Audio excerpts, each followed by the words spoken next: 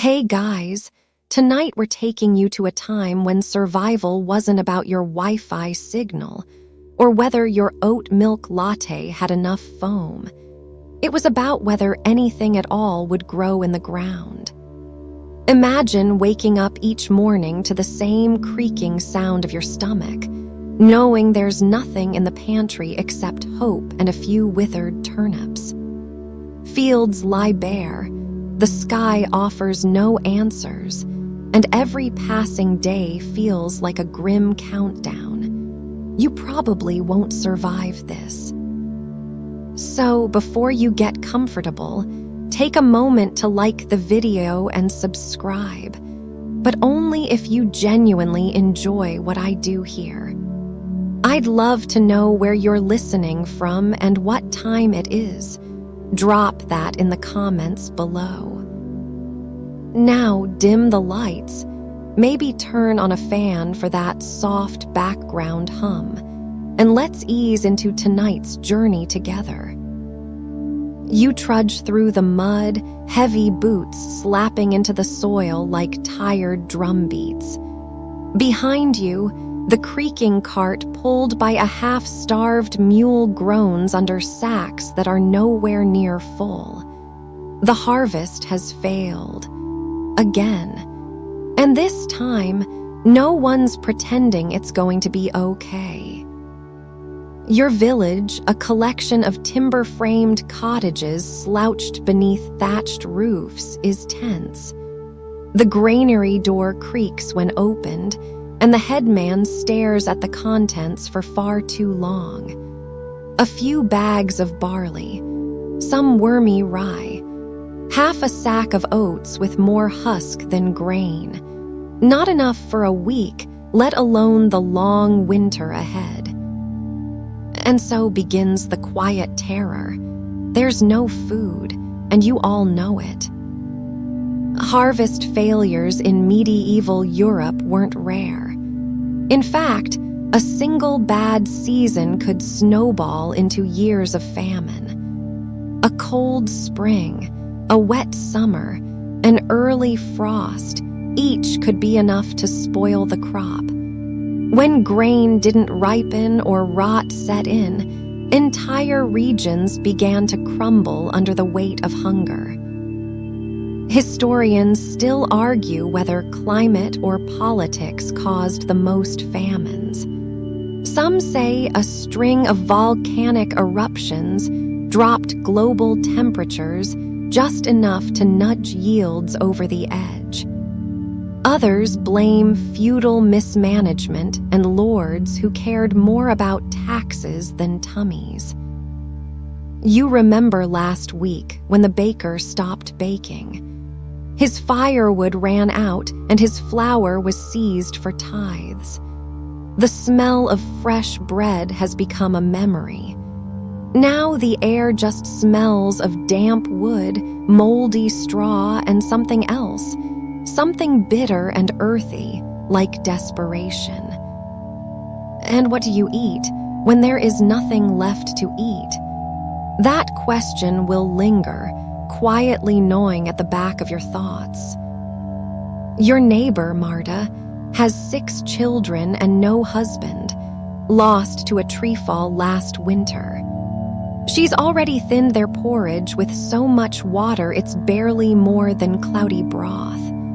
And still, her youngest cries in the night, a soft and endless mewling that drifts through the thin walls and haunts your dreams. The village priest says to trust in providence, but you've noticed his cheeks remain full, and his cellar smells oddly yeasty. You watch as the elders gather. Plans must be made. The seed grain, stored in a locked box behind the altar, is discussed. Some whisper that it should be eaten. Others, more cautious, remind them that eating it means no planting come spring. And so the first fracture forms. Down the road, in a neighboring village, you hear that they've already consumed their seed. Their fields will lie fallow, their future mortgaged for one more week of survival. But tonight, you still have a sliver of choice. A child tugs at your sleeve. She's holding a handful of acorns. They're bitter, inedible unless boiled and leached, but they're something. You take them, thank her softly, and note her cheeks are drawn, her collarbone a shadow under skin. Evenings stretch longer now. There's no fuel to waste on fires, no food to cook. People retreat to bed early, not from sleepiness, but to save energy.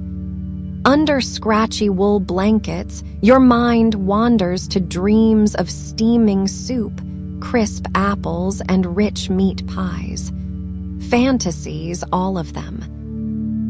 And the rats, they've grown bold. They scurry across floorboards in broad daylight now, brazenly nibbling at anything left behind. Your only cat vanished 2 nights ago. No one mentions it, but you think you know what happened. There's a strange camaraderie in communal suffering. The village becomes quieter, more somber. The laughter that once spilled from alehouses is gone. But now and then, someone sings an old lullaby or a work song, and it drifts like a ghost across the fields. Even in scarcity, voices remain. One evening, the sky opens and drops a curtain of freezing rain. You watch it fall, slicing across the stone and thatch like tiny knives. It washes the last of the flour dust from the granary steps. That's when you realize the ground itself is offering nothing, and the heavens are done pretending to care. And yet you go on. There's no choice, really. Tomorrow you'll rise early and scrape the moss from tree trunks, soak stale bread in broth made from boiled onion skins, and listen to stories from elders about how, once, things were worse. You'll nod, though you can't imagine how. This is famine, and it's not some sudden collapse or cinematic apocalypse. It's a long, slow erosion of hope, of body, of will. And it begins with empty granaries. By morning, the grain has been measured down to the ounce. A small wooden scoop, carved with notches that you now recognize as lines of desperation, is used to portion out each family's share. The village headman calls names. People step forward, open their sacks, and hold their breath. It's not enough. It never is. You cradle your portion coarse, gritty flour with specks of husk still clinging. It's not wheat, not really. A mix of spelt, barley, and what the miller insists was once oats. You bring it home like treasure. Your hands tremble as you pass it to your wife. She nods. She already has the water boiling. That afternoon, you sit with your back against a wall, chewing on bread so dense it could stop a blade. It's sliced thin as parchment. You take your time, small bites, slow chewing. Even then, you finish too quickly. The crumbs on your lap look tempting. You gather them with a wet finger and press them to your tongue. You're not alone in this ritual. Across the village, every meal is shrinking. Parents accidentally drop food near children. Elders quietly pretend they've already eaten.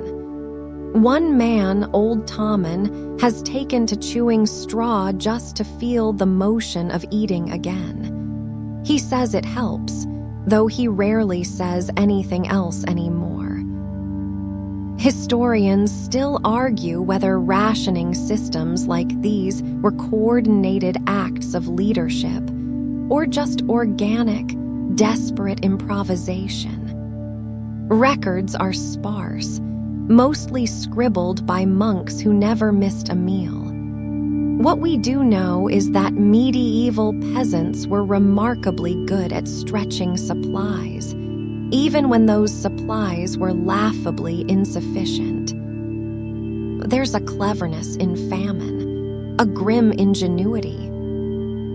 People start drying weeds, nettles, wild garlic, dandelion greens, and grinding them into the flour.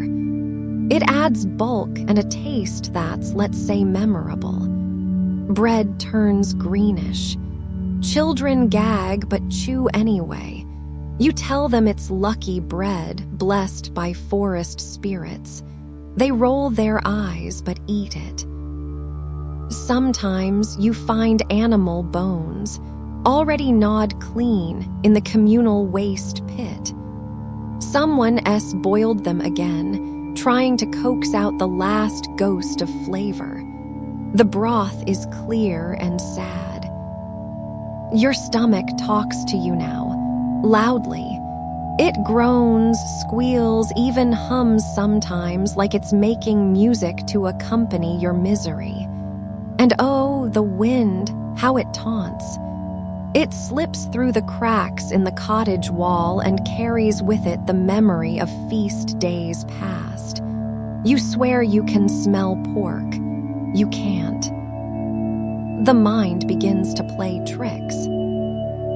One woman, Rilke, who once sang louder than the bells on market day, now hums lullabies to a loaf of bread she keeps under a cloth. It's hard as stone. She calls it her baby. No one says anything. A village council decides to ration by age now. The very young and very old are given slightly more. It's merciful and quietly cruel. You notice your middle child has stopped asking for seconds. You suspect he's giving his portion to his sister. You dream of bread often. Thick crust, steam rising, real butter. But you also dream of strange things. Bread that runs away when you try to catch it. Bread that laughs. Bread that crumbles to dust in your hands. Historians point to famine-era art where food becomes monstrous or mythic. Pies with legs.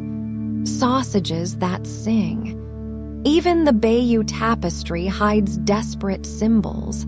Some scholars believe certain border designs depict famine motifs. Twisted plants, hollowed beasts, bowls tipped just out of reach. You wouldn't be surprised. Hunger makes everything symbolic. One afternoon, a traveling peddler arrives, half-starved himself. He has dried beans, a few shriveled apples, and a strange-looking sausage. No one asks what's in it. You trade your last strip of linen for a single apple. You eat it slowly, seeds and all. You think it might be the best thing you've ever tasted. That night, you gather with neighbors to make a communal stew. Everyone contributes a little. A root here, a pinch of salt there, a half onion. The pot simmers all night.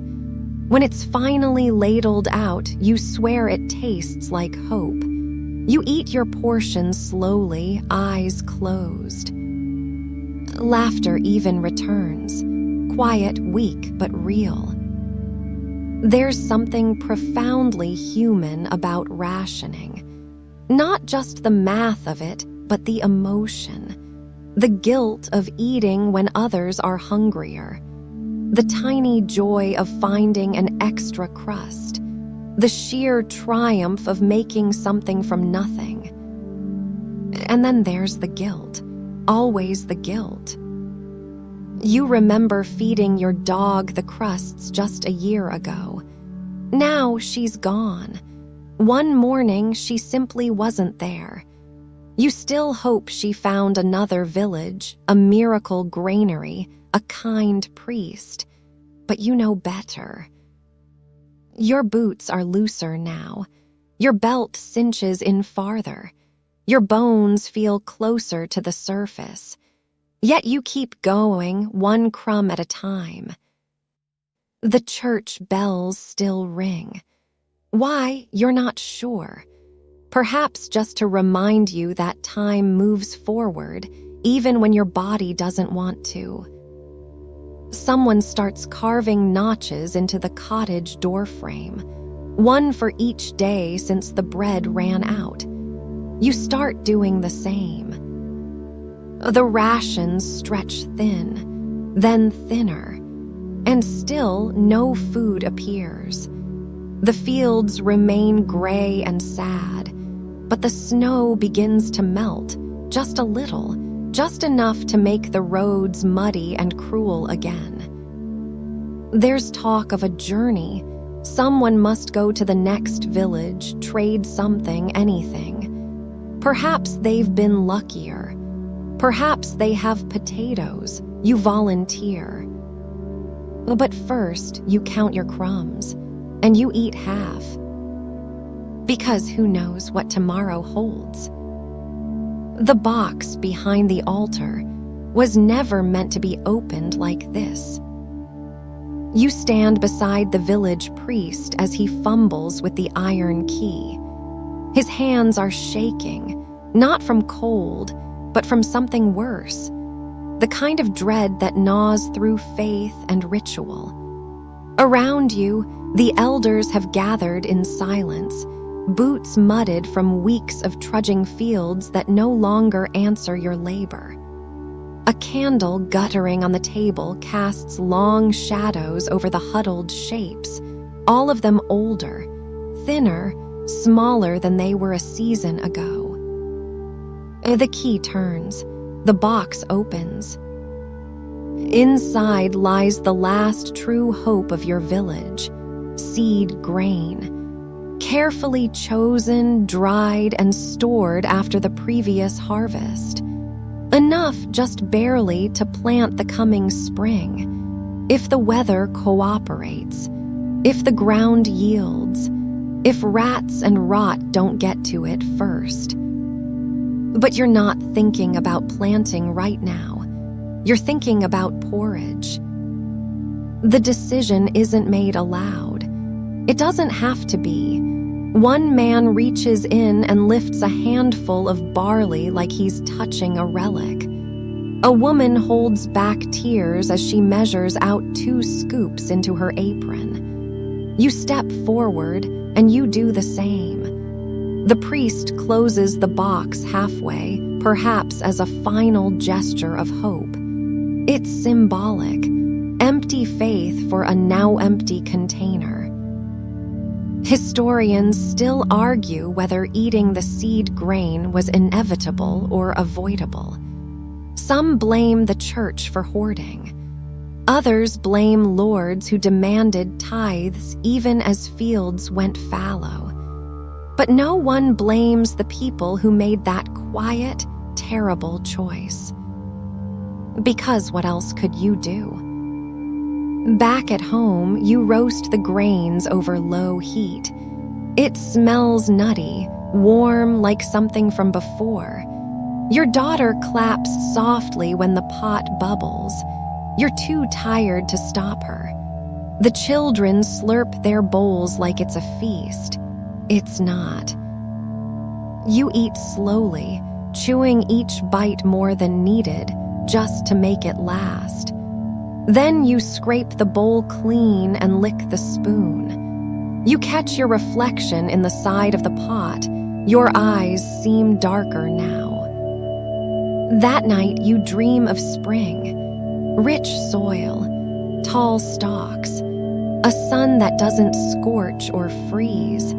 You wake up knowing those dreams are gone now, boiled into last night's gruel. the ground will go unplanted. There's nothing left to sow. The next morning, someone leaves a note on the church door. Just 2 words carved into a plank: "Forgive us." No one admits to it. No one removes it. Life goes on, or limps on more accurately. You try to keep busy. You mend fences that no longer need mending. You sweep the same square of dirt floor until the bristles wear down. You talk to your wife about spring as though it's still possible, still coming. Some villagers cling to the idea of wild foraging. A few attempt to trap birds, rabbits. You try once yourself, setting a snare in the woods with shaking hands. All you catch is your own patience fraying. Others begin planning to leave. Head south, maybe, toward cities where rumors whisper of markets still open, loaves still sold. But travel is dangerous, and few have the strength for long journeys. One man, Elric the miller, does try. Packs a small satchel, ties up his boots, and heads out before dawn. You never see him again. Weeks later, someone finds his satchel by the river, empty. Still, there are moments of humanity. A girl gives her only bread crust to an old man too weak to stand. A boy finds a bird's egg, cracks it carefully, and shares it with his sister without telling his mother. Even the priest, now thinner and quieter, begins giving sermons less about punishment and more about endurance. You visit the fields out of habit. They're pale brown as though blushing from shame. You kneel and press your fingers into the soil. It's hard, cold, empty, like your pantry. A woman begins pressing clay into little loaves, just shapes. She bakes them without heat, lets them dry, says they help trick the children's eyes at mealtime. They see the shape, they believe it, she says with a weary laugh. Their mouths water even when their bellies ache. You make one yourself. You paint it with berry juice. It's not food, but it's something. In the evenings, you gather around the hearth. No fire, but shared breath and bodies make the air a little warmer. Someone hums. Someone tells a story about a time when deer were so plentiful you had to shoo them from the garden. It's clearly a lie, but it helps. And you think about the seed grain. You wonder, if you had left it alone, what would your chances have been? Could you have made it until spring? Could you have planted? Could you have eaten then? It doesn't matter now. The village is quieter. A few houses are boarded up. One has a sprig of herbs tied to the door mourning. No one speaks of it, but you count the missing. Yet even in this bleakness, something stirs. The snow begins to retreat inch by inch. Streams swell and whisper. A few brave sprouts claw up through the earth, green slivers, delicate as hope. You chew a twig, just for the taste of something. And you try not to think about what next year's harvest might have been. The priest opens the granary again, perhaps out of habit. There's nothing in it now, but he kneels anyway and prays. And you do the only thing you can. You get up. You rinse out your pot. You scrape your bowl. You count your children. And you whisper to the dirt, "Please, just one seed, please." You stand at the edge of the woods, staring at a tree with more intensity than a man ought to give a birch. Its bark peels in long ribbons, pale as bone, and for the first time in your life, it looks edible. You know better, but that doesn't stop you. You reach up, peel a strip, and hold it to your nose. It smells like wet paper and desperation. Still, you pocket it. Everyone's been trying things lately. Back in the village, the stew pot has become a cauldron of culinary experiments. Someone added cattail roots last night, fibrous and flavorless, but they fill space. Another brought in dock leaves. "Don't eat too many," she warns. "It'll go through you like a floodgate." You nod solemnly. This is the closest thing you've got to dietary advice now. You boil the birch bark 3 times, leaching out the bitterness each round. By the 3rd boil, it's floppy, colorless, and smells like overcooked linen. You chew a piece. It's like eating a book. Historians still argue whether medieval famine recipes reflected resilience or absurdity.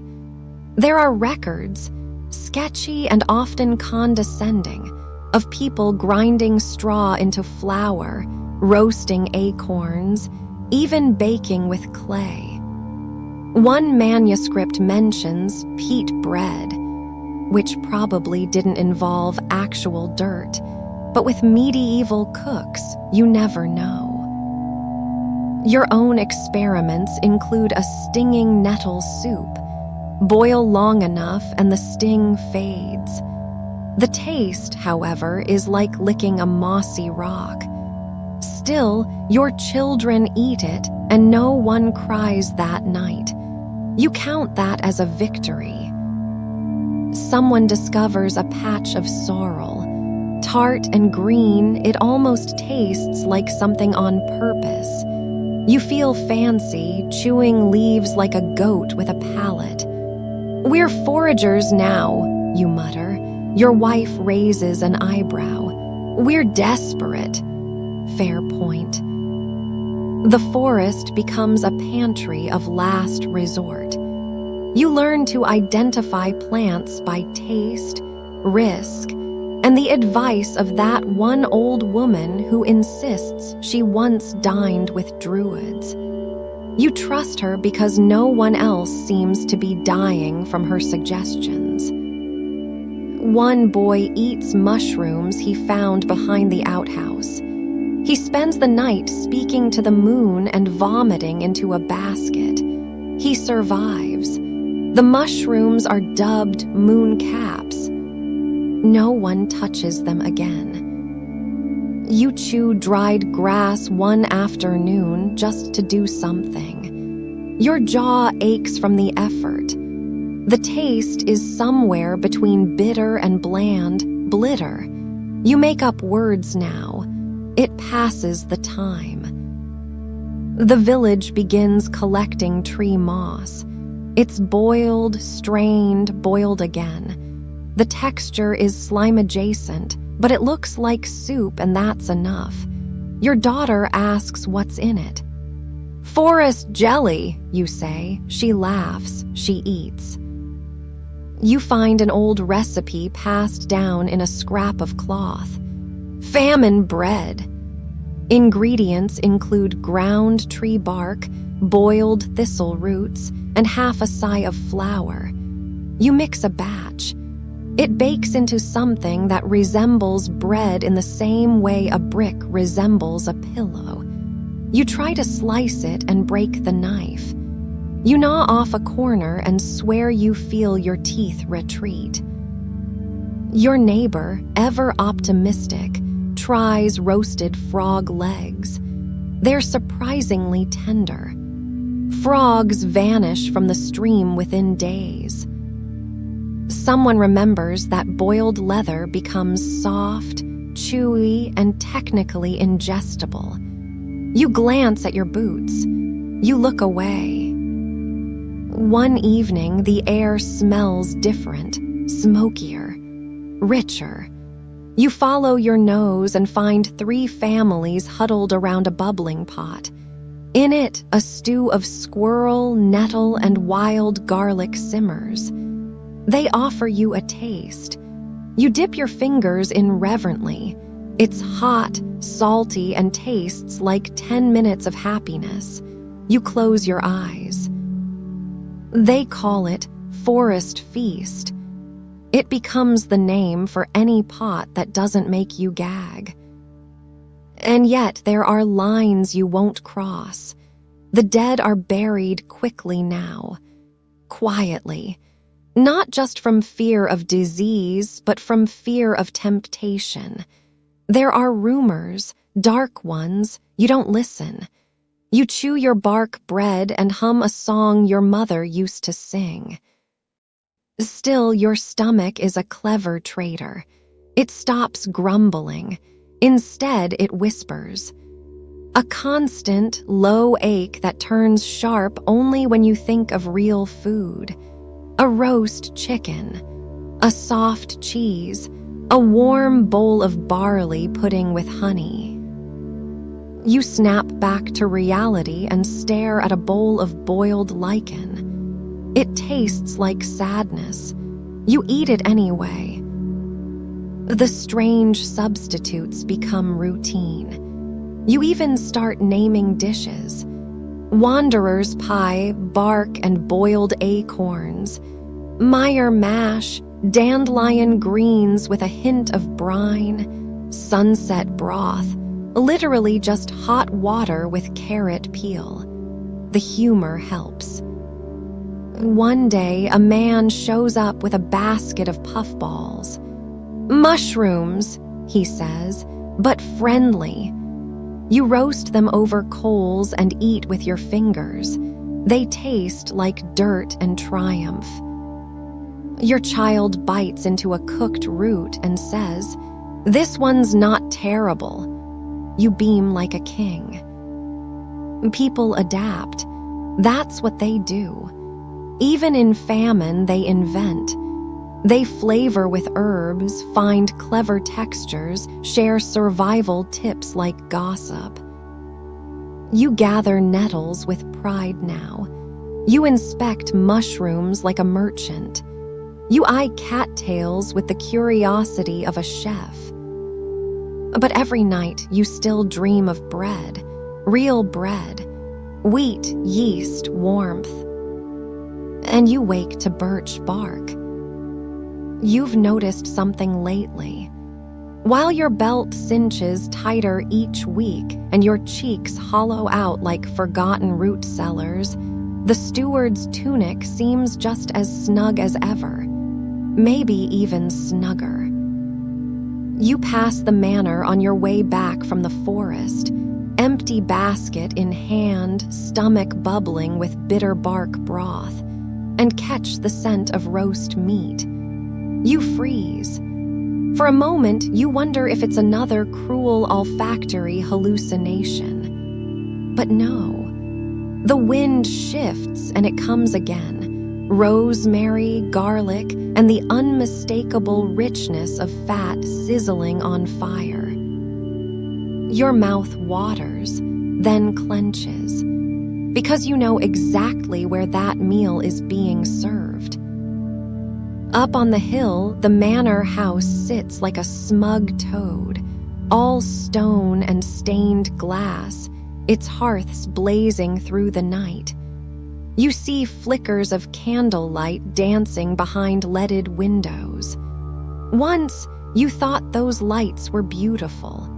Now they just look like a reminder. Inside that manor, the nobility still dines, lavishly.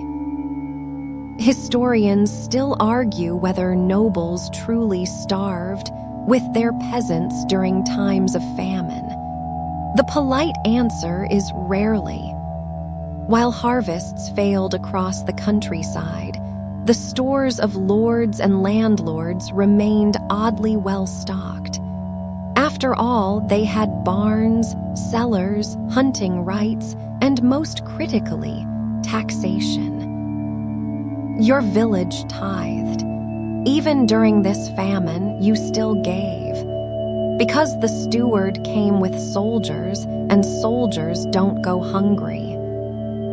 You remember last week. The headman knelt, handed over sacks of grain so light they practically sighed when lifted. The steward, plump and polished, didn't blink. "For the Lord's stores," he said, as agreed.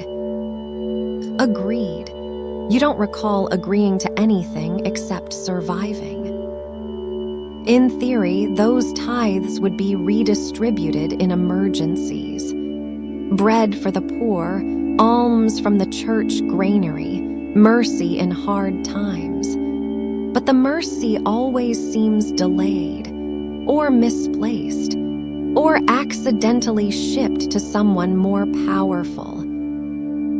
Meanwhile, the manor cooks serve meat pies and fine ale. The kitchen boys sneak scraps to the dogs. You've seen the steward's son wearing a new cloak. Velvet.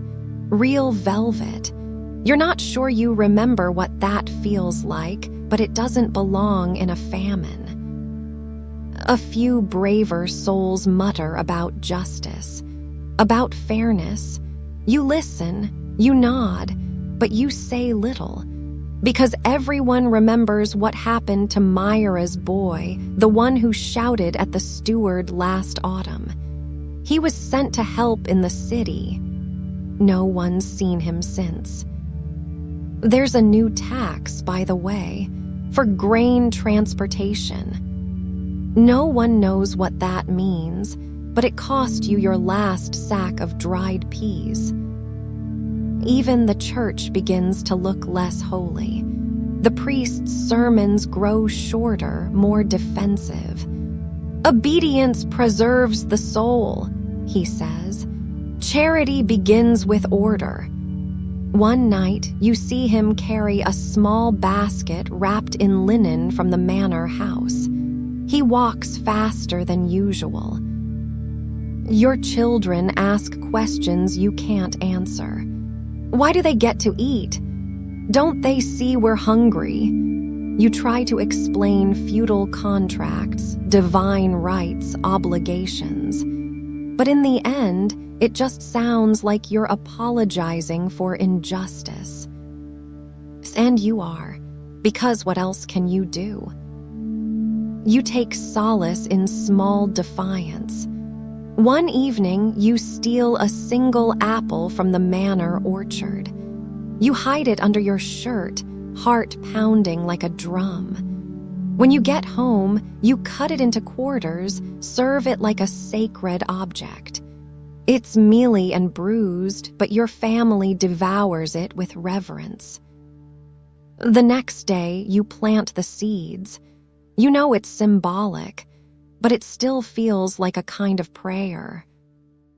One woman, old Rona, bakes a fake pie and sets it in her window. It's made of moss, leaves, and mud. "A signal," she says, "to remind them we see them." No one removes it. The steward's wife comes through the village in her carriage once a week, flanked by guards. She drops alms, a handful of silver, one stale loaf. It's meant to look generous. You watch a child scramble after a rolling coin. You see his mother cry when she catches him. You keep your head down. You work the frozen fields. You nomas biscuits and chew air. And you try to forget the feast happening just beyond your reach. But you don't. You remember. The way the smoke curls from the manor chimney, the laughter echoing from their walls, the meat bones tossed to dogs fatter than your children. You remember. Because hunger has a perfect memory. You never thought you'd do it. Not here, not like this. The church has always been sacred, a place of refuge, of candles and hymns and the soft murmur of prayers whispered like secrets. You were baptized beneath that stone arch, confessed your first lie in the same pew your father used to sleep through sermons. But hunger changes everything, even reverence. You watch from the shadows as the priest walks the path toward the manor, his basket tucked neatly under his arm. His steps are slow now, wearied like everyone else's, but the linen-wrapped bundle never seems to shrink. You've seen him carry it more than once. You've also seen what's inside. Loaves, dried apples, sometimes cheese. They say the church granary is for the poor. They also say sin leads to famine. You're not sure which statement offends you more these days. Tonight, it's quiet. The bell hasn't rung in days. The priest must be asleep or off delivering another sermon about obedience to some group of equally hollow believers. You creep around the back, just like you used to as a child when sneaking glances at stained glass during harvest festivals. Only now, you're not sneaking glances. The storage room is locked, of course, but it's an old door and the latch has been loose for years. You knew this already. Everyone does. Inside, the air is heavy with the scent of mildew and grain dust. There are candles unused, cloth sacks stacked high. You pause, heartbeat loud in your ears. There's guilt, yes, but also rage. Why is this here? Why is it untouched? Why does mercy come with a padlock? You grab one small sack, barely heavier than a loaf, and run. Historians still argue whether medieval villagers raided churches or simply reclaimed what was theirs. Official records call it theft. Folk tales call it justice. One chronicle mentions a village in Normandy that removed their priest's door entirely and replaced it with an open arch, so God may share as freely as we pray. Back home, you empty the sack. Barley, dry, rough, and unground, but food, real food. Your wife gasps. Your children don't ask where it came from. They know better. You cook it slowly, carefully. No one speaks while it simmers. The silence is a kind of prayer, the bubbles in the pot a kind of hymn. When it's ready, you ladle it out like it's sacred wine. It tastes fine, earthy, solid, hopeful. That night, you sleep deeply. For the first time in weeks, your stomach does not remind you of your own body's slow betrayal. But the next day, the priest visits. His voice is tired but not angry. "Something's missing," he says. "I'll pray for whoever needed it." You meet his eyes. He looks at you for a long moment, then leaves. You hear weeks later that another family did the same. Then another. No one confesses. No one is punished. Eventually, the door is left ajar.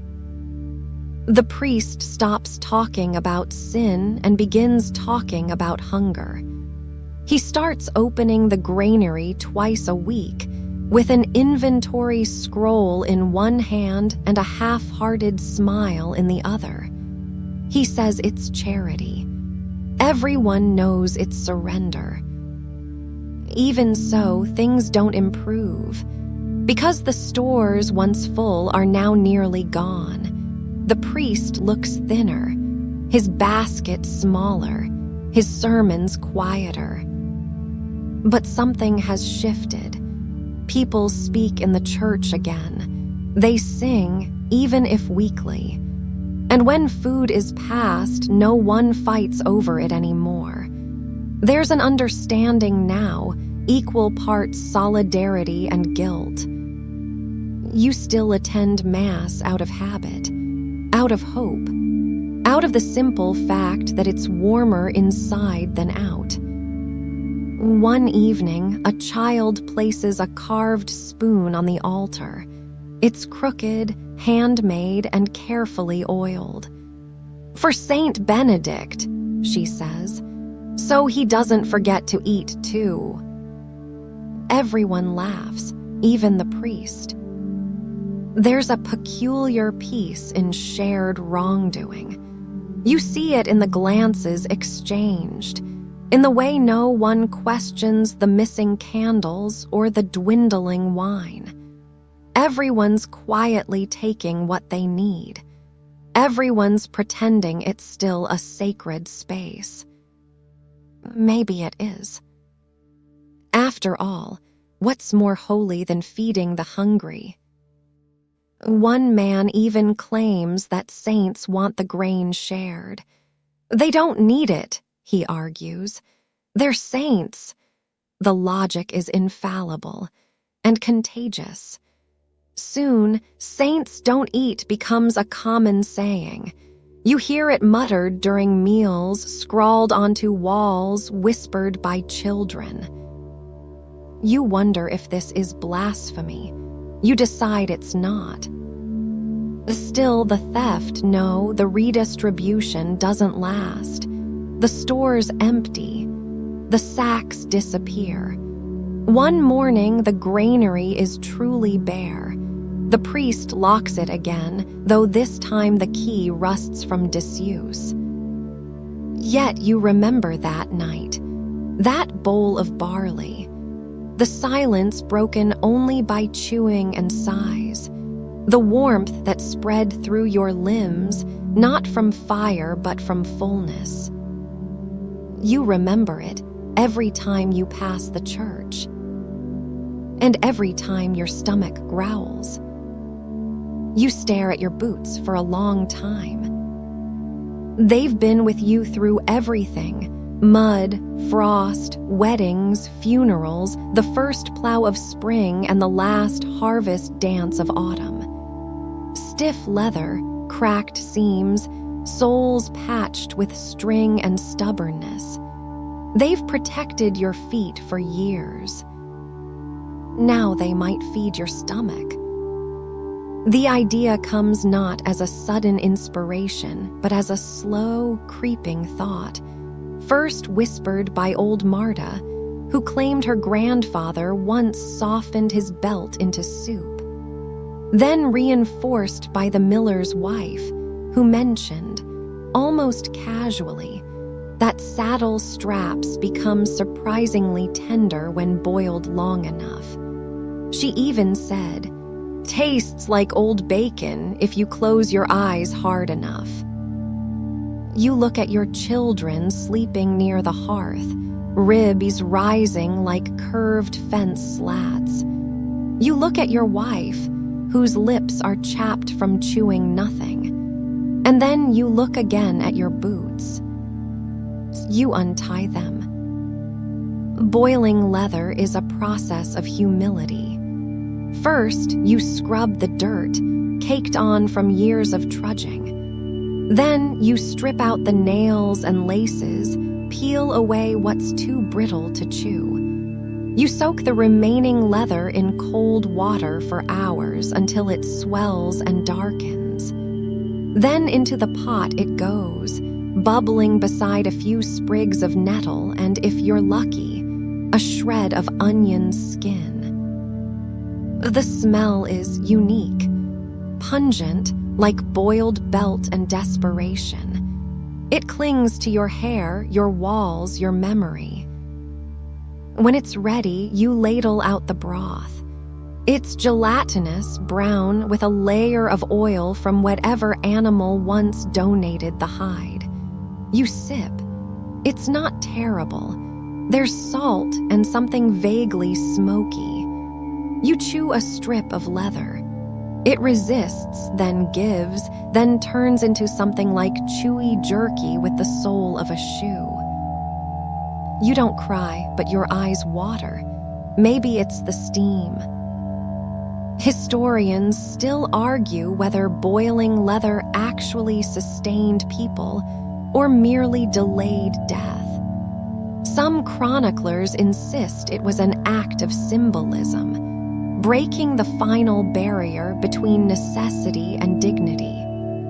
Others record it more practically, noting the nutritional oils rendered from hide, as though famine were simply a numbers game. But the people who boiled boots didn't write books. They scraped pots. They chewed slowly. They endured. Your wife nibbles a corner of sole and says, "Could use pepper." You both laugh, startled by the sound. It echoes off the cold walls like something sacred. The children gnaw without complaint. Your youngest even sucks on a strip like candy. Later, you save the leftover broth. It congeals into a pale jelly overnight, which you spread on bark bread like it's butter. Luxury, your neighbor calls it. You begin noticing what else is leather. The old harness in the shed, the broken satchel strap, an abandoned glove. You start seeing meals where once you saw tools. You ask others what they've tried. One woman swears by boiled scabbard. A man claims belt stew helped his back pain. The village becomes a trading post for strange advice. Boil it with vinegar if you have any. Don't eat dyed leather, turns your tongue blue. Soak it in nettle tea first, softens the guilt. Someone tries to eat a saddle. It doesn't go well. But for many, this marks the final stage. Not just in the famine, but in their inner resistance. You've now consumed something once wrapped around your foot. There's not much lower to go unless you count chewing wood. And yes, someone's already tried that. You check your other boot. The snow returns briefly, then melts. Slush trickles down the road like tears. The fields remain dead. The granary's door creaks uselessly in the wind. You huddle in the cottage, chewing old hide, and tell your children stories of feasts so lavish that leftovers were thrown to pigs. Your son blinks slowly and asks, "What's a pig?" You remember the village sow. Her name was Dora. She vanished months ago. Everyone pretended not to notice. But there's still some leather left. A strap from the ox cart. A piece of binding from an old book. Even the priest has stopped asking questions. He simply nods when you walk by, lips pursed in a grim sort of benediction. One night you dream you're feasting with kings. The table is endless, the bread warm, the meat pink and tender. You bite in, and it tastes like your boot. You wake up with your jaw sore from grinding your teeth in your sleep. Still, you survive. The village grows quieter, but not empty. The snow melts faster now. A few blades of green poke through the dirt like hesitant promises. You chew your last strip of leather and watch the sunrise, pale and weak, like a sick child getting out of bed. You walk barefoot now. But you're still walking. You wake up to the sound of quiet sobbing, your daughter again. It's not fear. It's not pain. It's just the ache of a child who doesn't understand why her belly feels both empty and full at the same time. You place a hand on her stomach. It's round. Not the soft, healthy roundness of childhood, but the tense, distended swell of hunger. It rises like dough, tight and unnatural. Her arms, meanwhile, are thin as kindling. You feel like you're holding contradiction in your lap.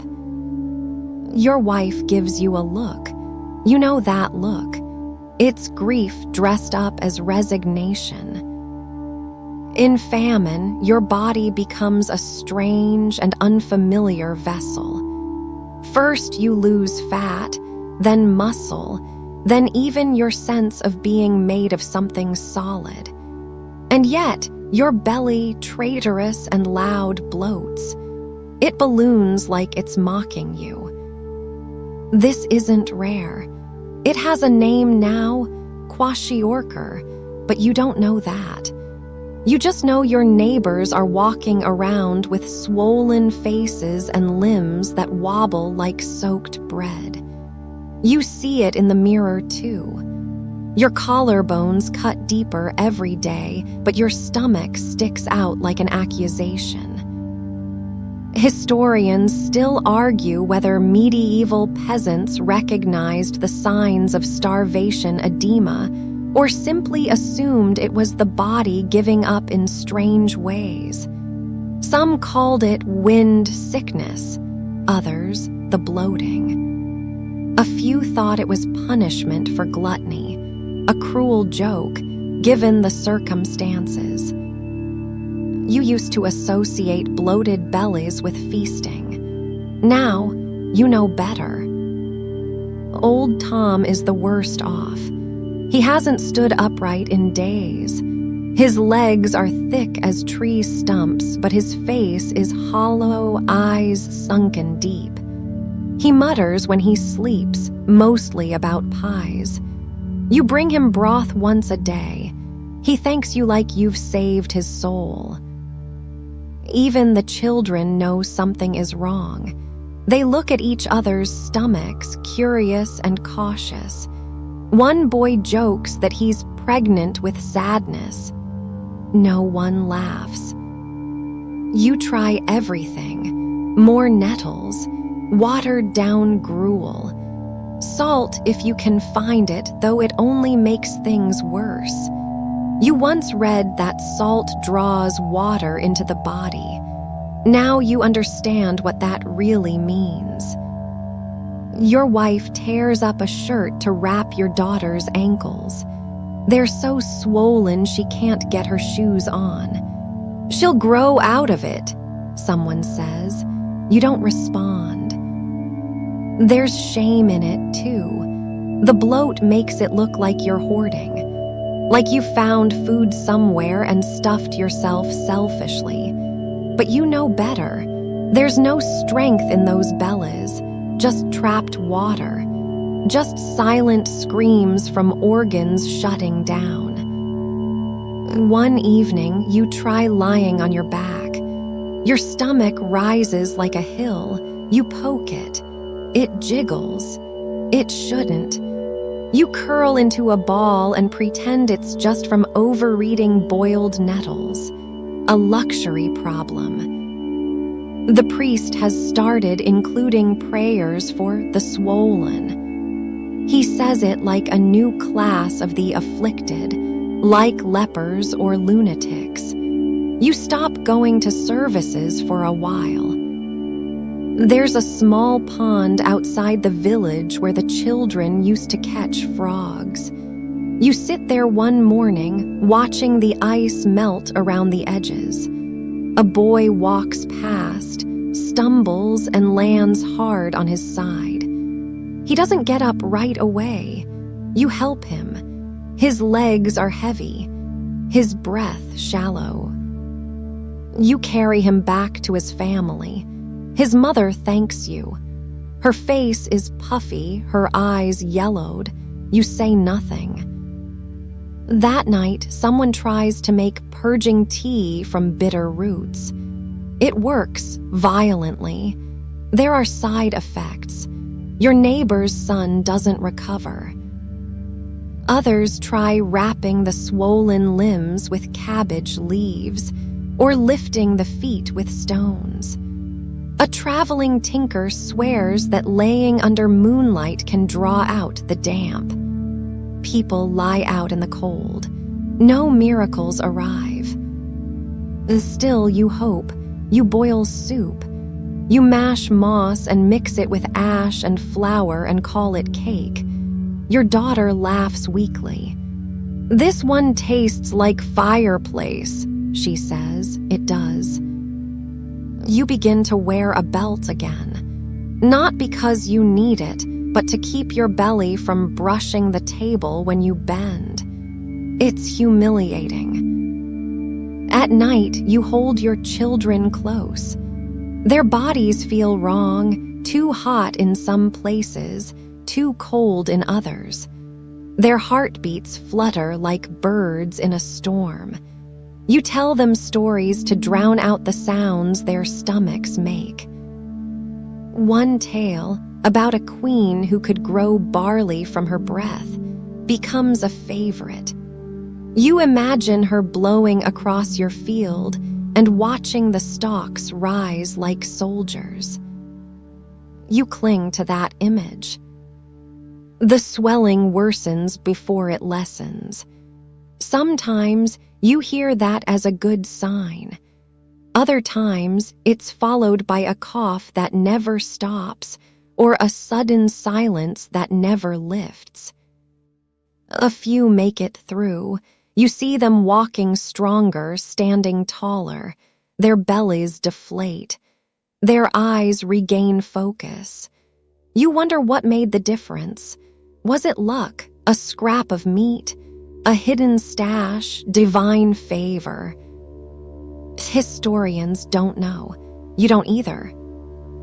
But you know this: your daughter laughs again. Not loudly, not often, but real. One morning, her swelling is less. Her ankles visible again, her hands steadier. You cry quietly in the woods where no one can see you. And for the first time in weeks, you breathe a full breath. Your own stomach is still taut, still strange, but for now, you endure. You always do. It starts with the silence. At first, it's subtle, fewer birdsong in the mornings, less barking from the dogs that once chased squirrels and defended meager pantries like they were treasure troves. Then, one night, you hear the sheep bleating, distant and panicked. And the next morning, there's only blood on the snow and a torn patch of wool stuck to the fence. The wolves are back. Not stories, not shadowed warnings from grandmothers or old woodcuts. Real wolves, lean, gray, and moving in packs. They hadn't been seen in years, not this close. Once, they stayed deep in the forests, scared off by firelight, the clang of tools, and the smell of cook fires and manure. But famine empties more than bellies. It hollows villages, silences fences, turns once bustling farms into still, haunted places. And when people vanish, predators return. You see their prints first, circling the village like scouts. Broad paws, deliberate spacing, too large to be dogs, too purposeful to be random. The children don't play by the hedgerow anymore. The hunters clutch bows they haven't touched in years, strings dry and cracked. One man sharpens a rusting spear. His hands tremble. That night, they come closer. You hear them, low howls that slide through the wind like cold fingers. You huddle near the hearth, holding your youngest. There's nothing left to feed a wolf except you. Historians still argue whether wolves truly posed a widespread danger during European famines, or whether they were the convenient scapegoats for livestock deaths, just as witches were blamed for failed crops. But medieval chronicles often include terrifying detail. Children snatched near wells, carts ambushed at dusk, bones found beneath trees. You don't need convincing. One morning, you see them. Just beyond the fields, a group of 4, one standing alert while the others slink along the tree line. They're skinny, fur-matted, eyes sharp. You freeze, they freeze. A full 10 seconds pass like hours. Then they vanish into the brush as silently as ghosts. After that, things change. No one travels alone anymore. Paths to neighboring villages go unwalked. The bell that once rang for mass now rings at sunset to call everyone inside. The village becomes nocturnal in reverse, sleeping early, locking doors, bolting windows with anything that might slow teeth. Old Tommen sets traps near the sheep pen. The next morning, one is sprung, but empty, just snapped wood and blood. You check the trees, more tracks, more prints. A sign scratched deep into bark, 4 claw marks like a warning. You remember stories your mother used to tell, of wolves that walked like men, cursed soldiers, beasts that stalked not just sheep, but the soul. You used to laugh. Now you keep a burning branch near your bed. The livestock vanish slowly. First the chickens, then the goats. One morning, you find your last hen gone, her feathers scattered like snow. Your wife doesn't say a word, just sweeps them into a basket and closes the coop. And then they grow bolder. A boy goes missing near the woodpile. His father finds one shoe, red-stained. The village doesn't ring the bell for him. It just lowers its eyes. You organize watches, pairs of villagers with torches patrolling the edges. Some see glowing eyes, others hear movement. Once, someone swears they saw a wolf walk upright. No one argues. It becomes a kind of game. What can you do to keep them away? Some burn dung, others smear ashes across doors. One family paints a ring of red clay around their house. You make noise, rattling pots, singing off-key. It helps. Maybe, probably not. The wolves, like hunger, are patient. One night, you hear something brushing the wall. You hold your breath. It passes. Then, hours later, a howl, long, deep, almost mournful. You don't sleep that night, or the next. Then they stop. No howls, no tracks, no eyes. You wonder if they've moved on to better prey. Another village, a convoy of merchants, a dying noble left in the snow. You'd almost feel bad if you weren't so tired. But something lingers. You look at the woods differently now. Not with reverence, not even with fear, just awareness. You belong here less than they do. They were always waiting. The priest, during his next sermon, refers to the wolves as a divine reminder. You don't ask what they're reminding you of. You suspect he doesn't know either. You walk home, torch in hand. You pass the spot where your neighbor found the shoe. You pause.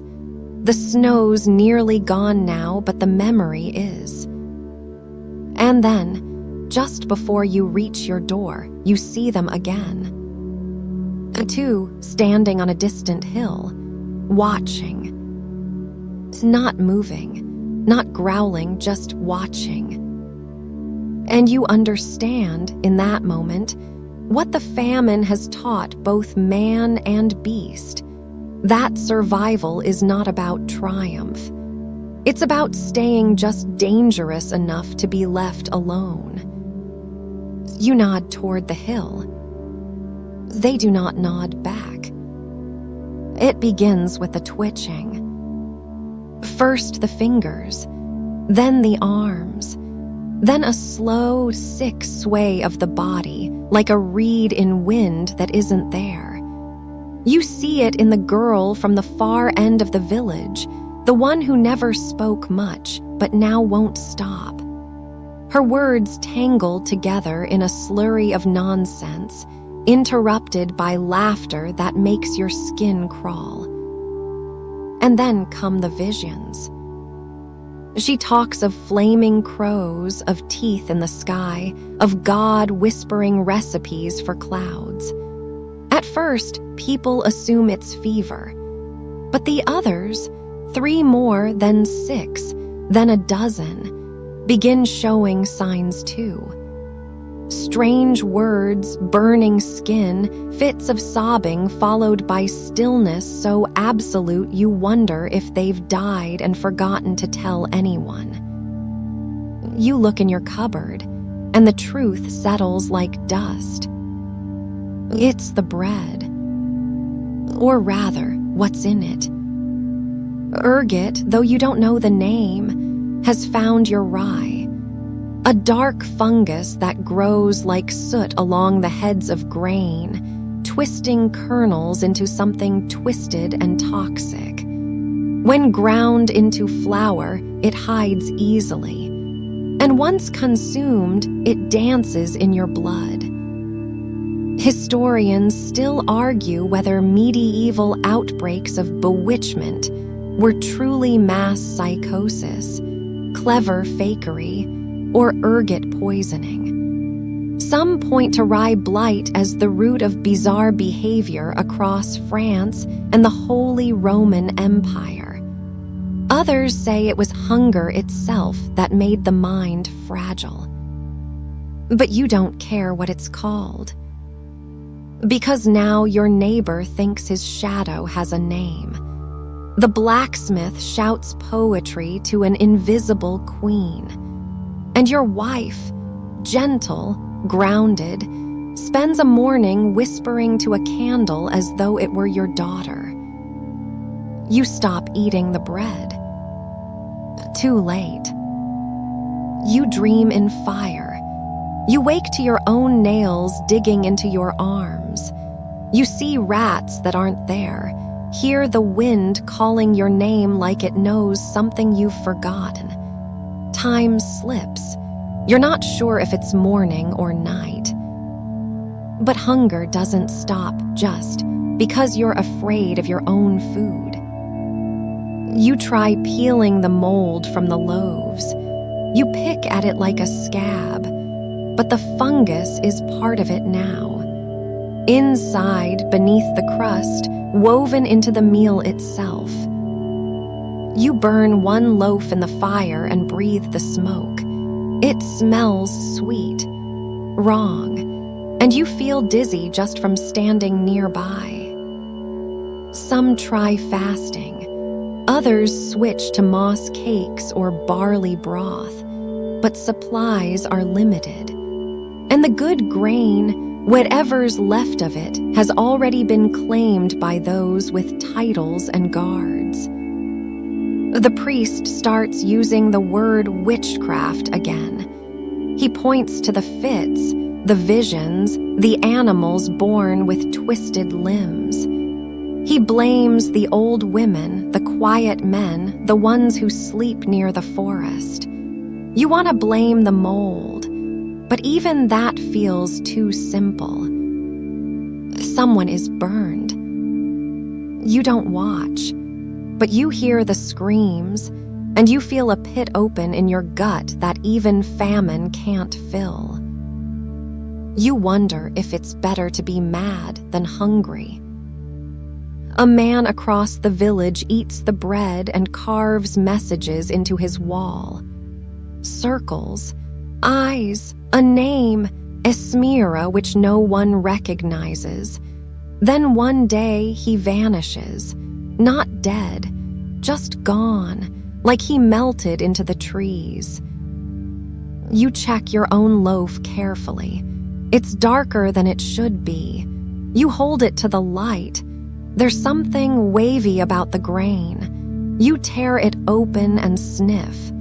It smells earthy, faintly sweet, like decay dressed in honey. You throw it away. You dream anyway. One night you see a face in the sky, smiling, teeth long and gold. It says nothing, just watches. You wake up soaked in sweat, the fire long out, your family staring at you. You were singing, your daughter says, about worms. You begin boiling flour before baking. You mix it with ash, with herbs, with vinegar, anything to kill whatever's in it. You chew slowly. You pray harder, you eat less. Others aren't so lucky. A girl throws herself into the river, claiming angels pulled her under. An old man walks into the woods and doesn't return. The baker stops baking altogether. The dough screams, he mutters. Eventually, the symptoms fade. The bread becomes safer, either by purer grain or sheer desperation. People speak of the visions like bad weather. They shake their heads. They laugh nervously. They move on. But you don't forget. You still see things at the corners of your eyes.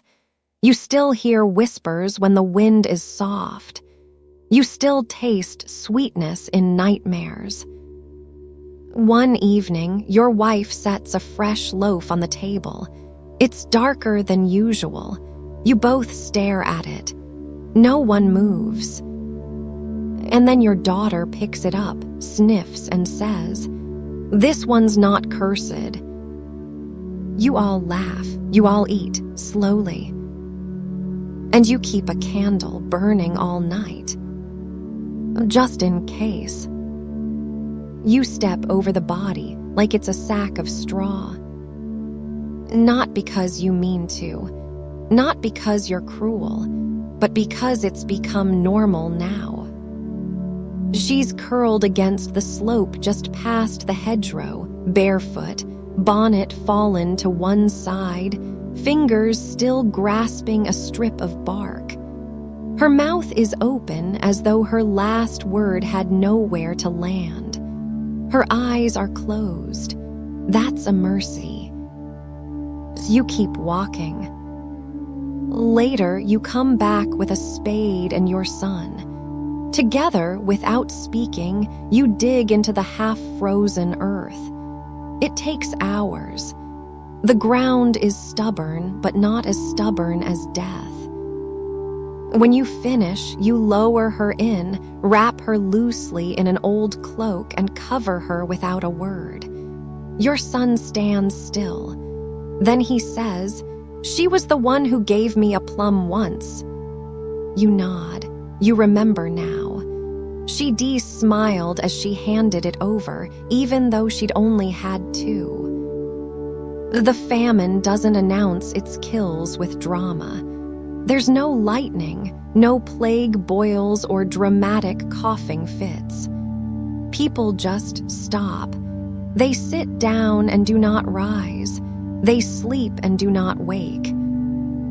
You lose track of how many. Historians still argue how many died in the great famines. Estimates blur between statistics and educated guesses. But the ditches knew. The edges of fields, the corners of stables, the quiet spots under hedges, those became graves long before the churchyard filled. And it is full now. The priest doesn't ring the bell anymore. There's no procession, no incense, no hymns, only hurried hands and shallow holes. One cross is used for 3 graves now, then none. You stop carving names, you stop remembering. The undertaker, once grim and formal, now simply mutters, "Another!" each time he lifts a limb. He stops wearing gloves. One day, a child is found in the hayloft of the barn, tucked in like a sleeping bundle. No one claims her. No one knows her name. The villagers bury her near the boundary stone and leave a daisy on the mound. You begin to look at strangers with suspicion. Not fear, just a dull awareness that anyone unknown could be next or could be forgotten.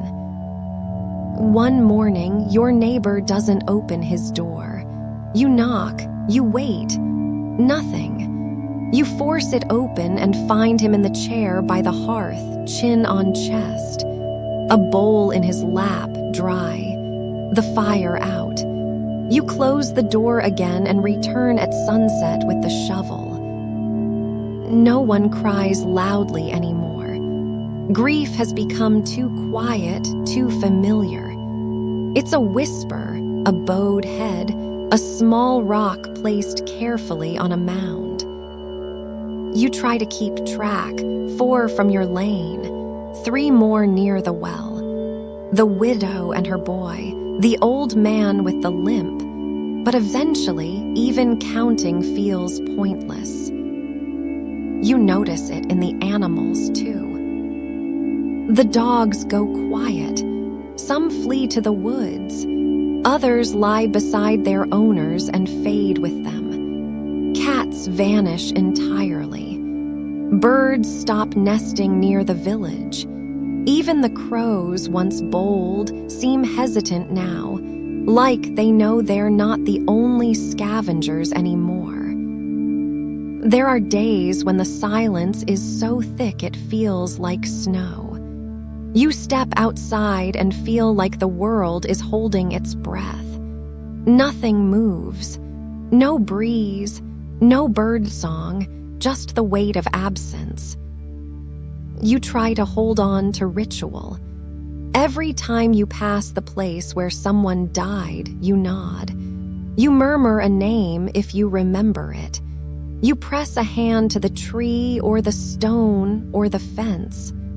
A small act of recognition. Your daughter begins placing flowers in strange places, tucked into cracks in the wall, laying across the doorstep. "For the ones we forgot," she says. You let her. It helps. One evening, you find a man lying beside the stream, not from your village. His clothes are rough, stained with travel. He's already cold. You check his satchel. Inside is a scrap of paper covered in writing. You can't read it, but you bury it with him anyway. You begin to dream of ditches. You see yourself curled there, eyes closed, hands folded. You see others walk past, step over you, whisper your name, and keep moving. You wake up each time with your heart pounding, unsure if it's fear or guilt or just exhaustion.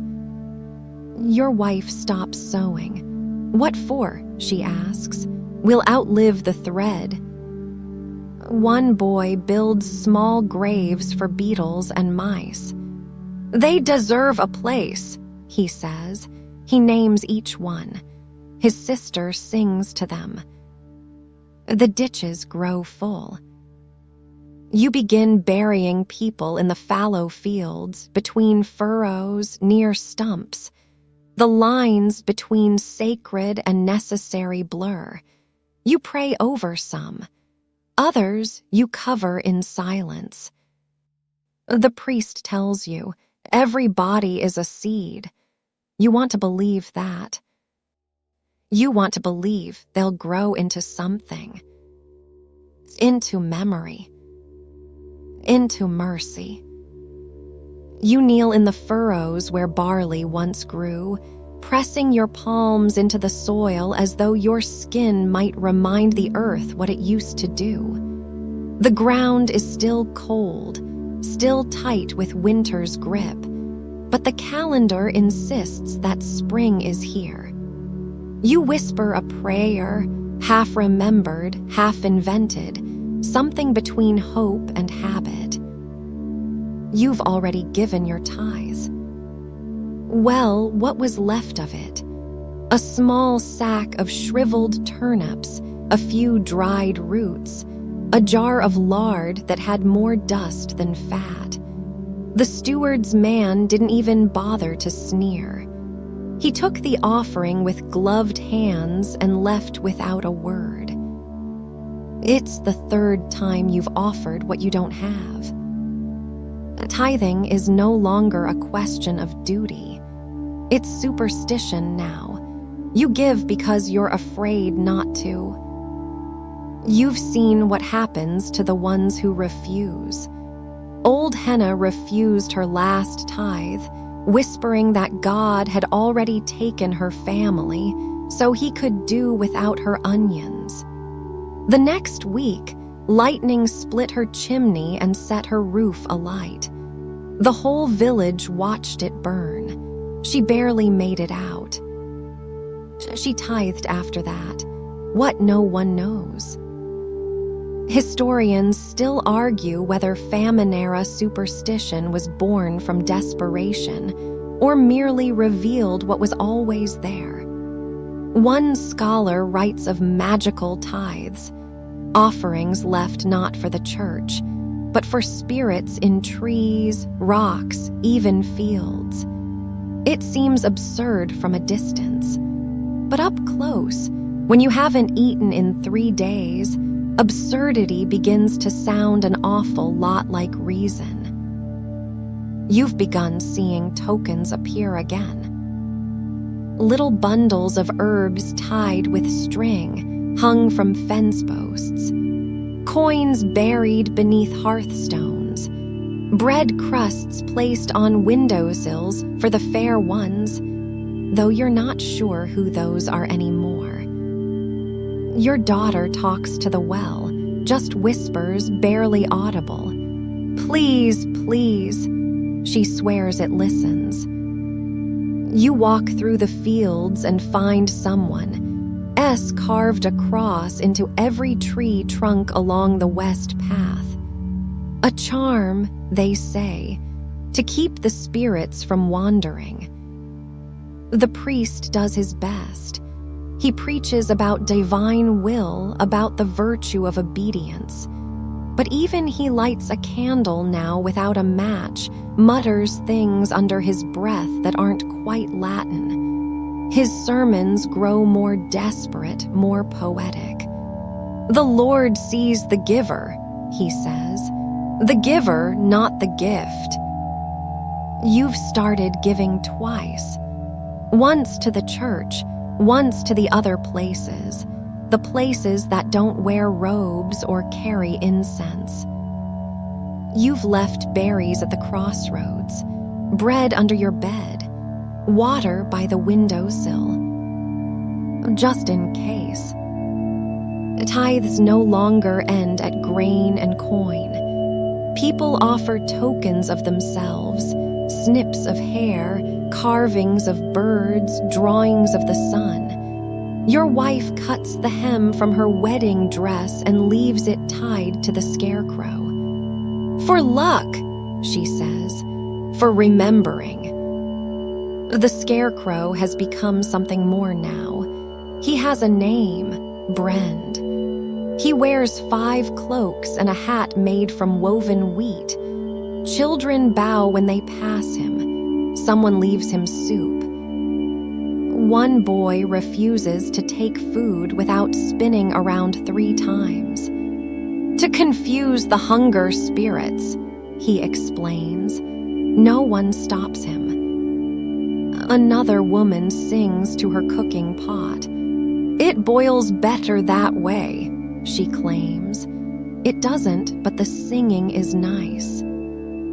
You find yourself counting. Stones, steps, choose. You speak your own name aloud each morning, as if reminding the world you're still here.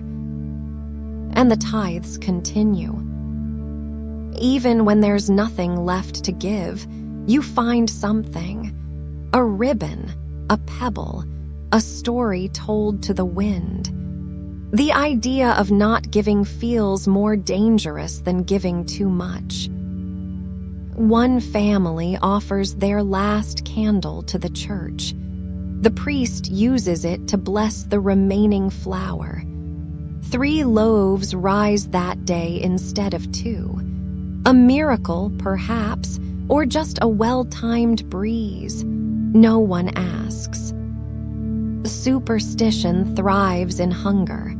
It gives shape to chaos, rules to fear.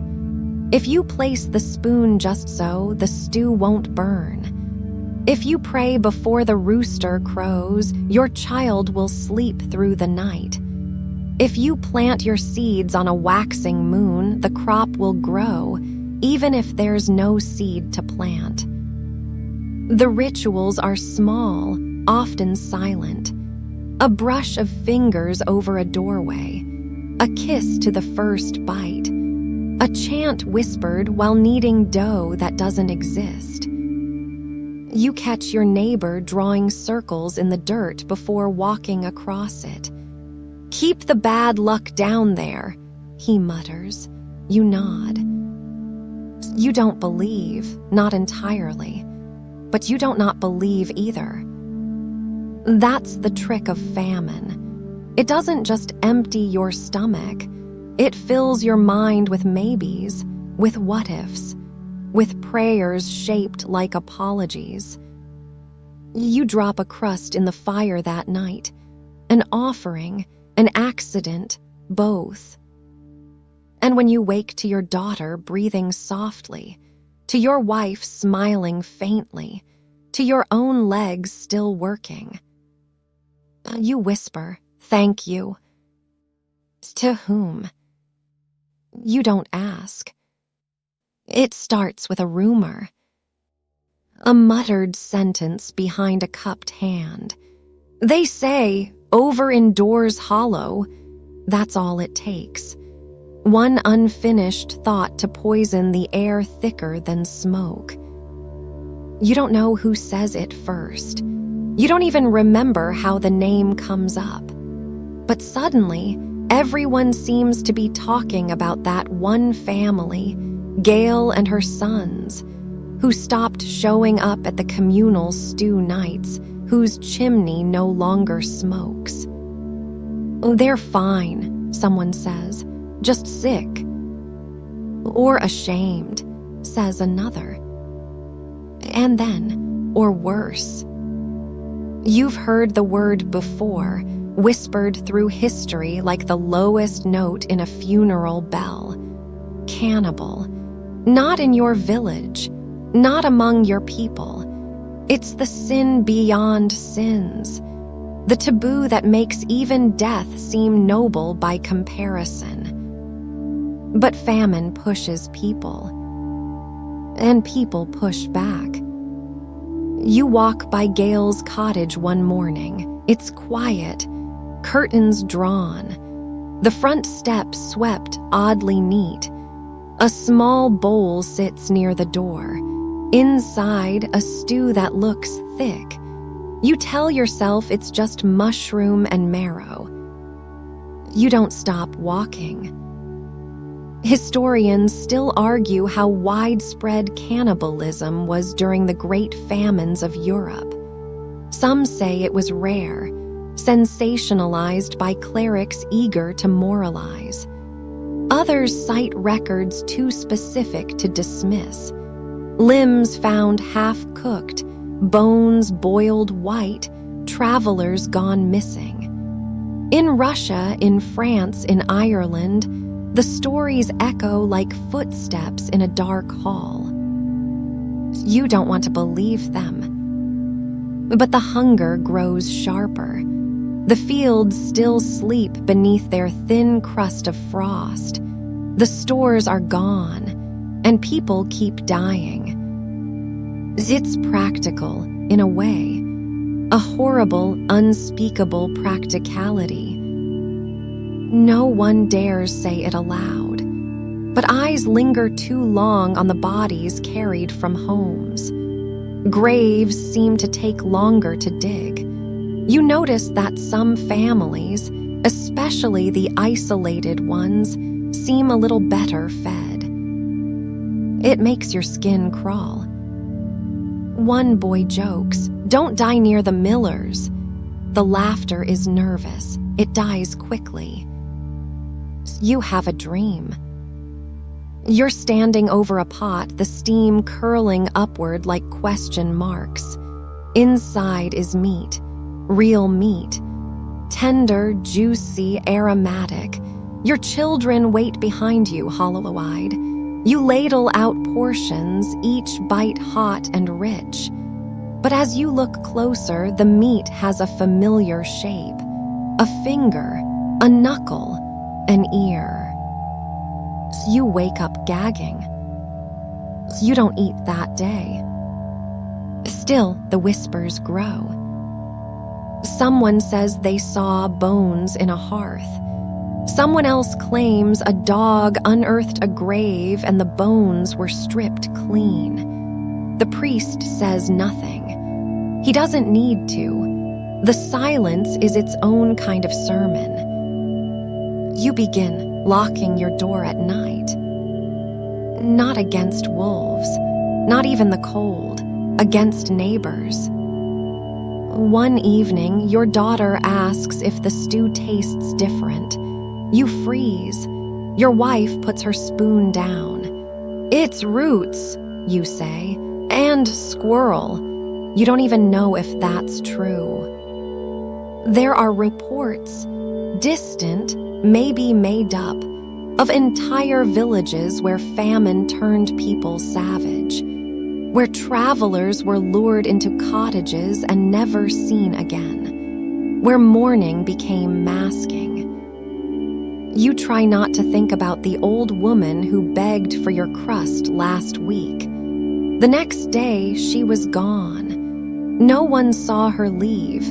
No one asked. And yet, there's a part of your mind that dares to wander. Just a moment, just one bite. What would it take? A day of starving? 2, a child already gone, a stranger no one would miss. You banish the thought. You bury it deep. But it never leaves. One morning, you find a body beside the road. Young, thin, dead probably from the cold. You look around, no one nearby, just silence and frost. And then you walk away. Quickly. The ditches grow more suspicious. People stop reporting deaths. A house goes quiet and no one checks. Not from cruelty, but fear. Of what they might find or what they might not. Your dreams return. Always the pot, always the smell. Your wife begins blessing every meal, even nettle soup, especially nettle soup. Your neighbor hangs herbs over every door. For protection, she says. You don't ask against what. And still, you survive. Barely. One day, the sun feels warm again. You pass Gail's cottage. The door is open, empty. abandoned. A spoon lies in the dirt, rusting. You never ask what happened there. You never need to. Because famine reveals things, not just about soil or sky, but about people. It stretches them, peels back the skin of civility, exposes what's underneath. Sometimes what's underneath is ugly. Sometimes what's underneath is hungry. It begins with a whisper, but not the fearful kind. This time, the whisper carries heat, the kind that spreads like fire through dry thatch. They're hiding it. The words come from a weaver with calloused hands and hollow cheeks. His son hasn't spoken in 2 days. His wife is eating cloth scraps boiled soft. And now he hears that the manor's storehouse still has grain, sacks of it, dry and safe, sealed away behind barred doors and guarded windows. They're hiding it. You don't ask who told him. Doesn't matter. The story lands like thunder. A first disbelief, then anger, then agreement. They're saving it for trade. For the tax wagons. For themselves. You remember that smell of roasted meat wafting from the steward's quarters weeks ago. The glint of polished boots. The heavy chests hauled into wagons by men who looked far too healthy for times like these.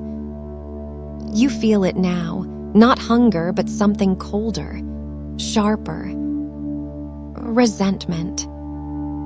Historians still argue whether most grain riots were spontaneous or coordinated, righteous or unruly. Some say they were outbursts of mob panic. Others say they were desperate acts of justice. But from where you stand, holding a pitchfork and watching your neighbors do the same, it feels like necessity finally pulling itself to its feet. The plan is simple, if you can call it that. At dusk, you gather. No torches, no shouting, just movement, fast and quiet. Down the hill, up the slope toward the manor's storage barn. There's a single guard. He's asleep, or he pretends to be. The door resists, but not for long. The crash echoes like judgment. Inside, sacks, dozens, stacked to the beams. You stare, stunned. It's real. They were hiding it. Then someone yells, "Take what you can." And the riot begins. You don't mean for it to turn violent, but it does, always does.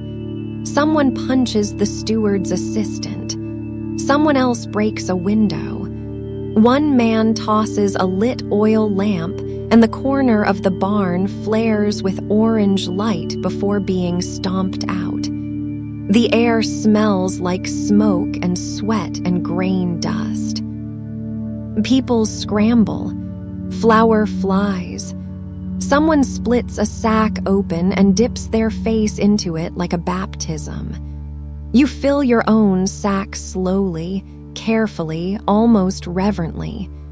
You tie the top and hold it close to your chest like it's a child. The steward arrives. He shouts. He waves his arms. He's not wearing armor, just robes and fury. And then a stone flies. It cracks his forehead.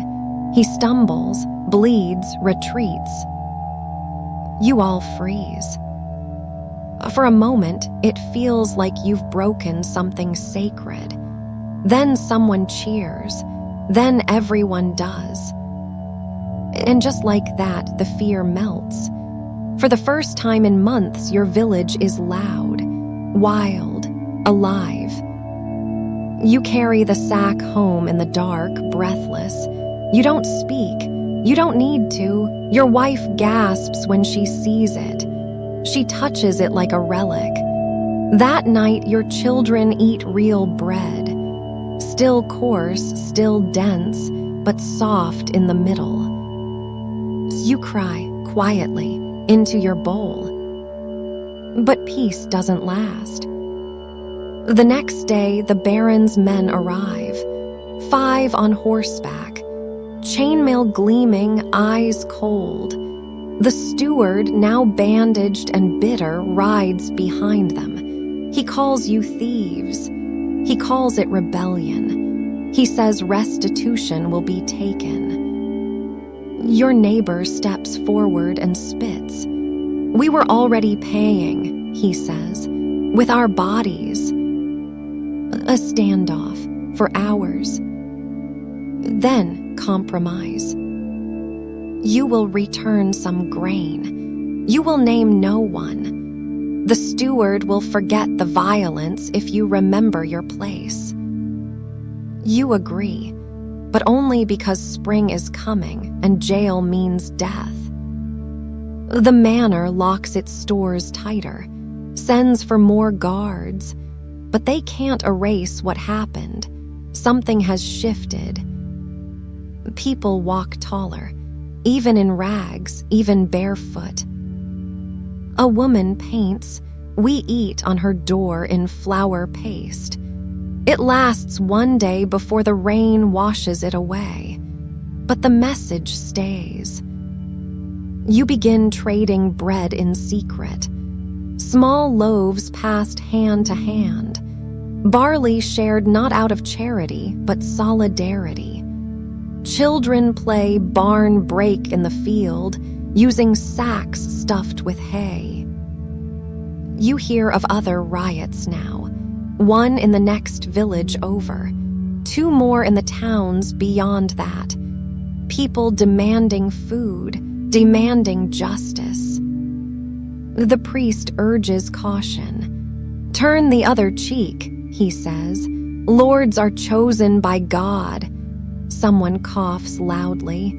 He doesn't repeat himself. You keep your pitchfork sharp, just in case. And you keep a small sack under the floorboards, just in case. Because hunger may bend you, but it also teaches you to rise. Together. You step outside, and the ground isn't frozen. Not quite mud, not quite solid, just soft enough to remember what warmth feels like. A breeze brushes your face, and for the first time in months, it doesn't sting. It smells like wet bark and thawed grass and something else, green. You inhale deeply. Spring has come. You don't cheer. No one does. There's no energy for celebration, only a quiet, collective exhale. Just survival, just being here. Your ribs still press like fingers against your skin. Your belt is too loose, but you're upright, walking, breathing. You walk the field. Nothing grows yet, not truly. But you kneel anyway, run your fingers through the soil, lift a small clump and crumble it between your palms. It smells earthy, honest, ready. You've no seed to sow. That was gone months ago, boiled into one last desperate bowl of gruel. But something will come. You'll forage, you'll trade, you'll find a way. Historians still argue what marked the end of a famine. Was it the first edible green? The return of birdsong? The moment markets reopened? Or just when people stopped dying? You think maybe it ends when you stop whispering through every meal. When chewing becomes normal again, not sacred. When you stop counting the bones beneath your floorboards. Your daughter finds the first sprout wild garlic curling up like a question mark. She holds it like treasure, beaming. You boil it into soup that evening. It's watery, bland. You savor every drop. The village is thinner now, quieter. There are empty houses no one speaks about, a gravestone with a doll tied to it, a cart left rusting under the tree. The tally marks on your doorframe stop in early March. You don't add to them. You don't need to. Your wife smiles in her sleep again. You wake without dread. And so, slowly, you begin. You borrow tools. You trade scraps. A neighbor gives you 3 beans, swearing they're lucky. You plant them with reverence, as if planting a prayer. You rebuild the coop. A friend gifts you 1 hen, scrawny and wild-eyed. You feed her crumbs, whisper stories of future eggs. The priest no longer speaks of punishment. He blesses shovels, sings psalms in the fields, sprinkles ash on the rows like holy seed. You return to the rhythm. Wake, work, boil, sleep. Your hands regain their calluses. Your muscles ache again, not from weakness but labor. You hang a pot outside to catch rainwater. You whistle just once without meaning to. You eat nettles, and they taste like victory. And those who remain, you cling together. There's no guilt in eating anymore, no shame in asking, no hiding crusts in secret pockets. You trade fairly. You share evenly. You speak names of the gone without whispering. You remember the woman in the ditch and plant wildflowers there. You bake a small loaf and place it under the tree where your son buried a beetle. You mend the church door.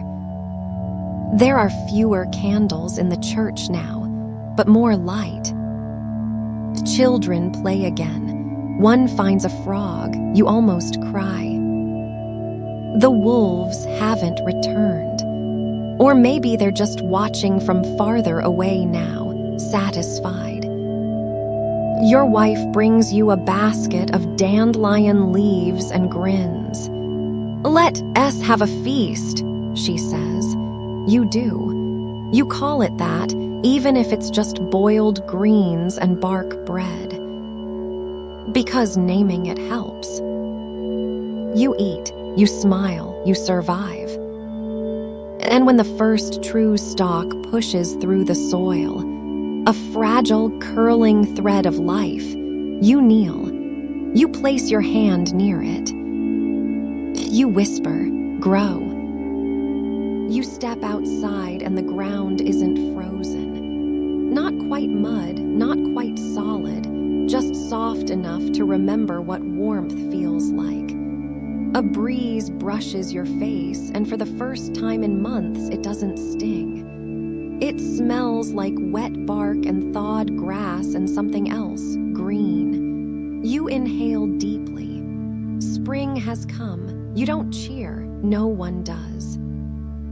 There's no energy for celebration, only a quiet, collective exhale. Just survival, just being here. Your ribs still press like fingers against your skin. Your belt is too loose.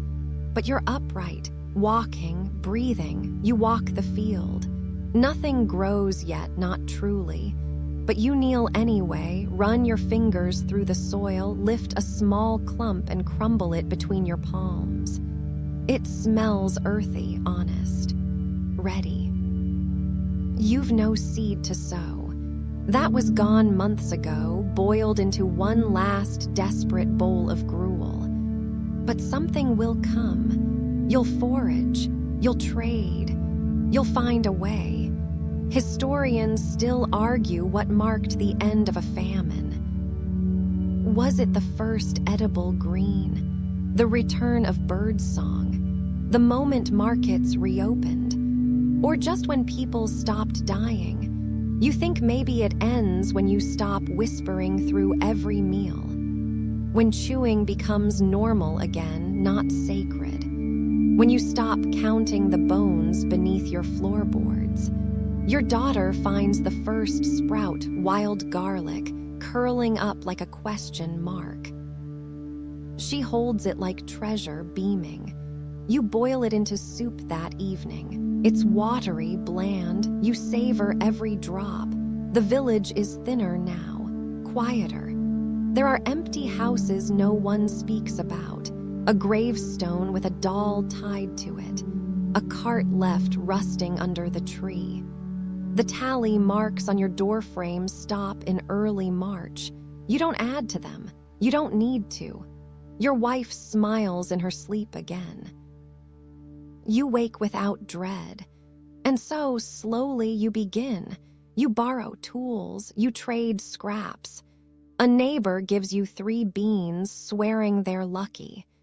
You plant them with reverence as if planting a prayer. You rebuild the coop. A friend gifts you 1 hen, scrawny and wild-eyed. You feed her crumbs, whisper stories of future eggs.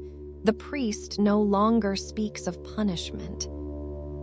He blesses shovels, sings psalms in the fields, sprinkles ash on the rows like holy seed. You return to the rhythm. Wake, work, boil, sleep. Your hands regain their calluses. Your muscles ache again, not from weakness but labor. You hang a pot outside to catch rainwater. You whistle just once without meaning to. You eat nettles and they taste like victory. And those who remain, you cling together. There's no guilt in eating anymore. No shame in asking. No hiding crusts in secret pockets. You trade fairly. You share evenly. You speak names of the gone without whispering. You remember the woman in the ditch and plant wildflowers there. You bake a small loaf and place it under the tree where your son buried a beetle. You mend the church door. There are fewer candles in the church now, but more light. Children play again. One finds a frog, you almost cry. The wolves haven't returned. Or maybe they're just watching from farther away now, satisfied. Your wife brings you a basket of dandelion leaves and grins. "Let us have a feast," she says. You do. You call it that even if it's just boiled greens and bark bread. Because naming it helps. You eat, you smile, you survive. And when the first true stalk pushes through the soil, a fragile, curling thread of life, you kneel. You place your hand near it. You whisper, grow.